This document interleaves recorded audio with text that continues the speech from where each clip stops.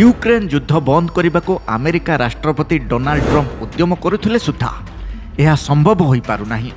ସମ୍ପ୍ରତି ବ୍ରିଟେନ୍ ଗସ୍ତରେ ଯାଇଥିବା ବେଳେ ଟ୍ରମ୍ପ ଏଥିପାଇଁ ରୁଷ ରାଷ୍ଟ୍ରପତି ଭ୍ଲାଦିମିର ପୁଟିନଙ୍କୁ ପରୋକ୍ଷରେ ଦାୟୀ କରିଛନ୍ତି।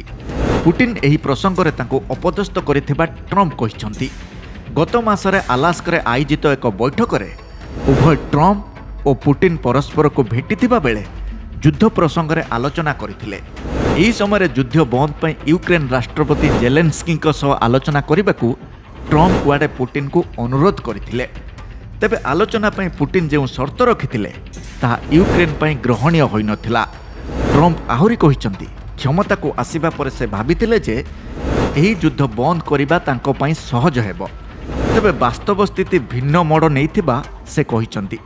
2022 ଫେବୃଆରୀରୁ ଆରମ୍ଭ ହୋଇଥିବା ରୁଷ ୟୁକ୍ରେନ୍ ଯୁଦ୍ଧ ଏବେ ମଧ୍ୟ ଚାଲିଛି।